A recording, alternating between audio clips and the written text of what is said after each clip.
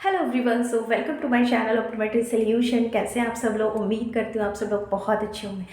आज की इस वीडियो हम डिस्कस करने वाले हैं कि हम पेशेंट का बी स्कैन क्यों कराते हैं बिफोर कैटरैक्ट सर्जरी एंड किन किन पेशेंट में हमें बी स्कैन कराना होता है। मोस्ट ऑफ हम लोगों ने देखा है कि बी स्कैन नहीं करते हैं, केवल ए स्कैन करते हैं और उससे क्या है, उसके बाद पेशेंट को ऑपरेट कर देते हैं या फिर उसकी आँख में लेंस लगा देते। तो ये बहुत इंपॉर्टेंट क्वेश्चन है जो मेरे व्यूअर्स, मेरे सब्सक्राइबर मुझसे पूछते हैं। तो चलिए आज हम इसके बारे में डिटेल में बात करेंगे। तो फर्स्ट ऑफ ऑल मैं आपको बता देती हूँ कि हम बी स्कैन क्यों कराते हैं। जैसे कि आप सभी जानते हो कि भाई बी स्कैन और ए स्कैन बोथ आर डिफरेंट, ठीक है। ए स्कैन में हम बेसिकली लेंस की एक्सियल लेंथ निकालते हैं, जो लेंस हमें पेशेंट को इम्प्लांट करना होता है। एंड बी स्कैन में हम उसकी ब्राइटनेस देखते हैं, मीन्स पीछे का हम पूरा पर्दा देखते हैं। एक तरह से जैसे हम अपने स्टमक का अल्ट्रासाउंड कराते हैं, वैसे ही हमारा बी स्कैन दैट मीन्स आँख का अल्ट्रासाउंड।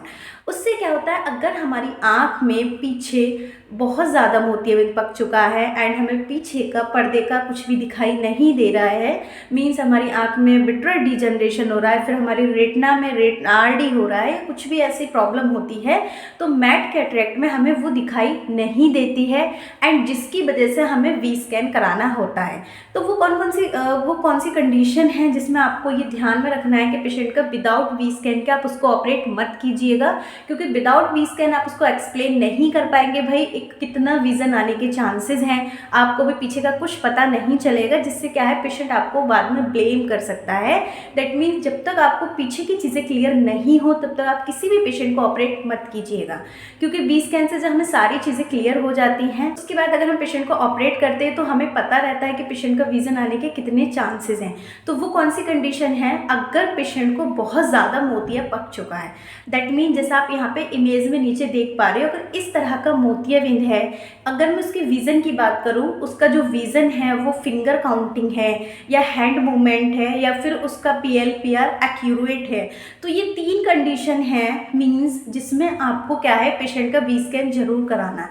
एंड दूसरा कुछ कंडीशन ऐसी रहती है इसमें उसका फिंगर काउंटिंग होता है एंड इसको IMSC होता है, मीन्स इमेच्योर सेनाइल कैटरैक्ट होता है।